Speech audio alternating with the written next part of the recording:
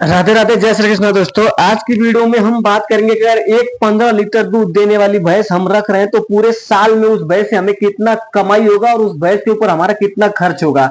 तो आज पूरा कैलकुलेट करके इस वीडियो में मैं आप लोग को समझाने वाला हूं, जो कि मैं पूरा यहाँ पे आप लोग देख सकते हो सारा हिसाब निकाल करके लिखा हुआ है। अब आपको एक एक करके समझाऊंगा, लेकिन आप लोग वीडियो पूरा ध्यान से देखिएगा। आप लोग आधा अधूरा देख के जाओगे तो आपको पूरा कैलकुलेशन समझ में नहीं आएगा।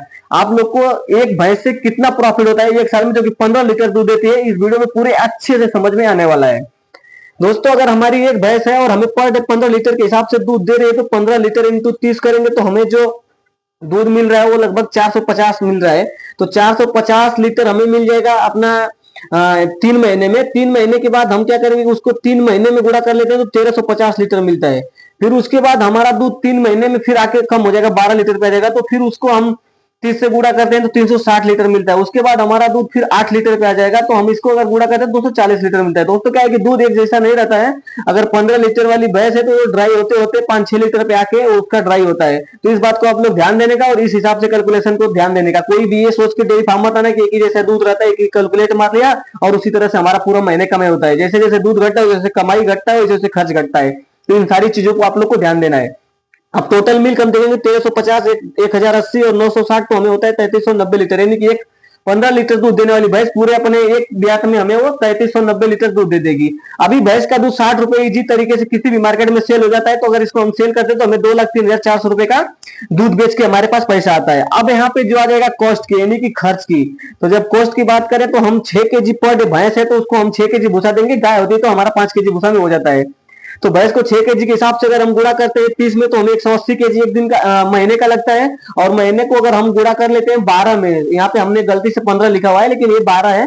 तो 12 में गुणा करते हैं तो 2160 केजी हमें पूरा एक उसको एक साल में भूसा हमें लगता है। अगर एक साल की भूसे की अगर हम पैसे की बात करें तो 8 रुपए किलो के हिसाब से अगर हमें मिला तो 17 17,800 रुपए हमें भूसे के ऊपर कॉस्ट जाने वाला है। अब 17,800 रुपए का हमें भूसा लग जाएगा। अब बात कर लेंगे हरा चारा का, तो 20 केजी पर डे एक भैंस को हम हरा चारा देते हैं। इससे क्या होता है दोस्तों, अगर 20 केजी पर डे आप हरा चारा देते हो तो मिनरल मिक्सचर कैल्शियम की मात्रा आपको काफी कम देना पड़ता है, ताकि जिसके कारण आपकी प्रॉफिट में थोड़ा आपको बचत हो सकता है। तो यहाँ पे 20 के हिसाब से 600 केजी एक महीने में होता है, और वो पूरा उसको साल का 10 महीने का कैलकुलेट कर लेते हैं तो वो हो जाता है अपना 6,000 केजी। तो उसको हम 2 रुपए कॉस्ट पड़ता है हमें। हमारे अभी हम तो जो हरा चारा उगाते हैं तो हमें 2 रुपए कॉस्ट का पड़ता है। तो हमें 12,000 रुपए महीने का एक भैंस पे हरा चारा कॉस्ट आ जाएगा। अब बात कर लेंगे फीड का, जो कि मेन खर्च यही होता है फीड का। तो हमारा जब 4 महीने तक जो फीड चलने वाला है वो 7 केजी के हिसाब से चलेगा। तो 7 केजी के हिसाब से पूरा 4 महीने में जो हम उसको फीड खिलाएंगे वो फीड हम खिलाएंगे 840 केजी।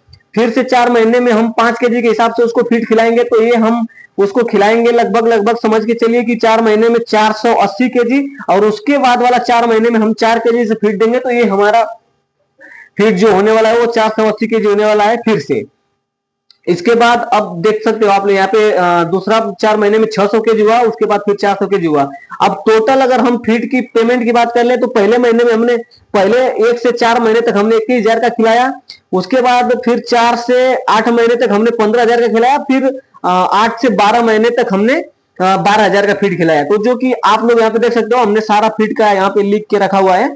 तो ये जो हमारा फीड का प्राइस निकाल के हमने यहाँ पे लिखा हुआ है। तो अब हम टोटल मतलब फीड का कॉस्ट हो गया। तो अब यहाँ पे हम क्या करेंगे कि जो भी हमारा फीड का कॉस्ट है, जो भी हमारा भूसे का कॉस्ट है, सारा जोड़ लेंगे। तो यहाँ पे लोग आप देख सकते हो हमने टोटल कॉस्ट किया है 21,060। हो हमें 21,060 लिखना था लेकिन हमने वो 2160 लिखा है। उसको आप लोग 21,060 पकड़िएगा।